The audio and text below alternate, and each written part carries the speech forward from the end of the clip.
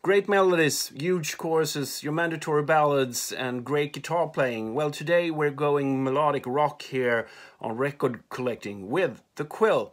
Well, I've been on a huge melodic rock bender over this past week, listening to a lot of great melodic rock, and you can always argue what albums are in the melodic rock genre or not. But I picked out some of my favorites, and I'm gonna listen for you here.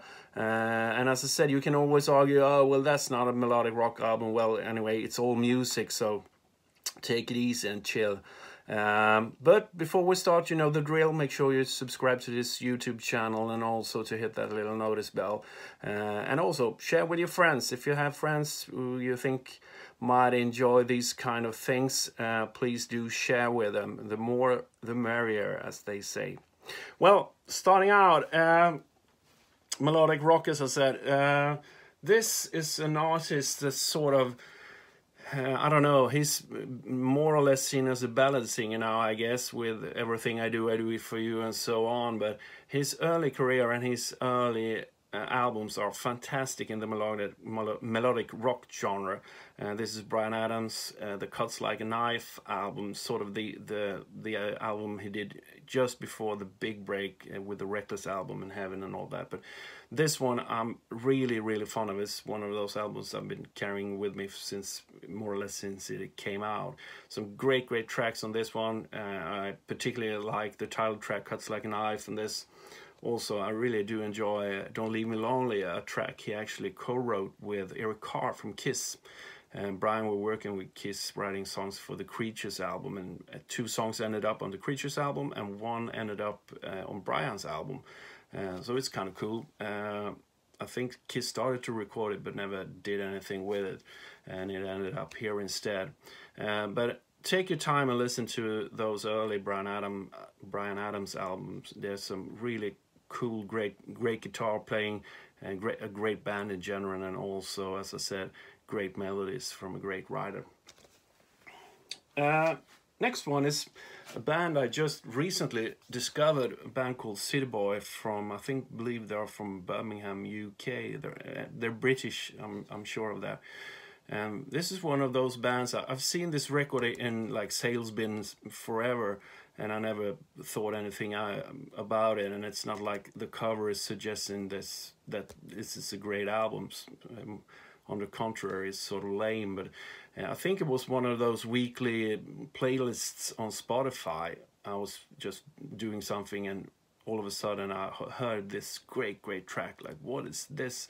Was really intricate songwriting, great vocal harmonies, and was actually the title track from this album, The Day the Earth Caught Fire by City Boy.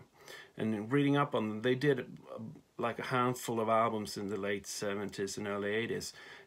But what struck me was the production, and it was so mature, and it was a greatness to it. And when I started, as I said, reading up on them, I found out that the producer is no one less than Mutt Lange, one of the world's most famous producers, producing Def Leppard and AC/DC and so forth. But this is sort of where he started out. I think he produced 3 albums with him, and you can certainly hear the influence. You can hear the Mutt Lange choruses and his sort of way of arranging vocals. So I do suggest you give this one a try. There's some, as I said, some great stuff on it. City Boy, The Day the Earth Caught Fire. And speaking of Mutt Lange, he's done some great stuff, as I said, and in the melodic rock genre, and I had to pick another one, and one of my favorites from him is this one, 404. If City Boy was sort of flop album, this one was huge. You have some big hits on this one, Jukebox Hero, you have Urgent. It's kind of interesting, actually. Mutt Lange, he was more or less bouncing between doing AC/DC, Def Leppard, and this somehow he managed to do in between those albums. And Foreigner, a fantastic band. They're sort of also like Bryan Adams. They're sort of I Just Want to Know What Love Is almost the only song everyone knows, and you forget about all the other great stuff they did. And it's sort of a shame that they end up in sort of that category, because there's some great stuff from Fornia. The three first albums as well are great stuff on it. Nightlife is a fantastic song, and Jukebox Hero is my favorite of this one. You can certainly hear the Mutt Lange influences in the arrangement and production. Such a great track. So do give them a chance. A CD. This is also a band I've been aware of for a long time. They are called Jellyfish, and this one is called Bellybutton. They only did 2 albums, this one and I believe it's called Mother's Milk. Also one of those albums I've seen it around forever, and never really gave it a chance until just recently. And this is also a great album, fantastic songwriting, really creative, and also great vocals and harmonies as well. And also reading up on this is sort of a cult band for a lot of people. I don't think they really did much sales-wise, not compared to those huge albums anyway. But as I said, a cult band now, and I really had to get their second album as well. I believe that's supposed to be even stronger, as from what I read. So, Jellyfish, Bellybutton. Another one, while doing CDs, is this one, Hotline, Double Eclipse. This is the only album. They've been around, I think they are reactive now again, but not with the great lineup of the first album. You have Neil Sean from Journey here. And you also have Dean Castronova on drums, great drummer, and a bunch of other cool cats. This is a fantastic album in the melodic rock category. Great singing, great vocal arrangements, and I do love the drumming from Dean Castronova on this one as well. He's doing some incredible stuff, powerful and yet really tasty. So if you haven't heard that one, there's some amazing stuff. I'm searching for this one on vinyl, but it's also one of those cult albums, so it's usually quite expensive, but someday I'll find it, I'm pretty sure. Really do enjoy the first track, Life's a Bitch. Some great drumming. There's yeah, great stuff. Dr. Love is a cool one. Rhythm from a Red Car. Hot Cherie is, I think, the most famous track if you're familiar with the album. But anyway, great, check it out. The next one, like the king of all melodic rock bands, I would say, power pop. Of course, you got to mention Cheap Trick.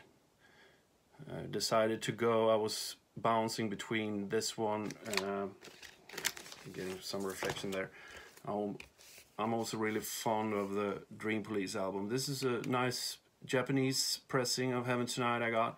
Of course, you have the great track, or the most famous one from this is, of course, Surrender.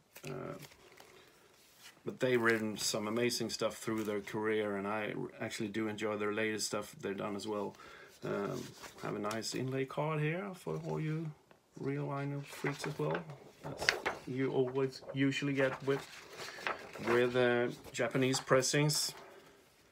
I've always been fond of, and the way they sort of play with the whole attitude of two handsome guys and two not so handsome guys. It's sort of a cool analogy, I guess. And I have to say, I really miss Bonnie Carlos now. I know they have the Rick Nielsen's his name. His son is playing drums now, but I really do enjoy Bonnie Carlos. He's one kind of a forgotten drum hero, actually. He's amazing on all these Cheap Trick albums, and also as a bass player. Tom Peterson's use of 8 and 12 string basses are also really cool. That's the only reason, I guess, I bought an 8 string a couple of years ago, which is a nightmare to play and also to tune as well. It's quite difficult. So I've used it in the studio a couple of times, but never live. I don't need that kind of stress in that environment, I guess. So the last pick, Cheap Trick, Heaven Tonight. So do you have any suggestions for melodic rock albums? Please write in the comment section. I love getting some feedback from you. There's always great stuff to be heard that haven't been heard by me. So please give me suggestions. And as usual, I put a couple of tracks from each of these albums on the Spotify playlist, which you find a link down below as well. And also, make sure you follow us on social media. We're announcing a couple of more shows fairly soon, I believe. And just hoping that the restrictions here in Sweden will ease soon, so we'll be able to go out and play again. Also, check out the Left Brain Blues videos, coming a link here, there or there fairly soon as well. Well, thank you for taking your time listening, and I'll be back next week. We'll see what sort of bench I will be reviewing next week. You never know. Enjoy your week, and thanks once again for tuning in. Cheers and bye.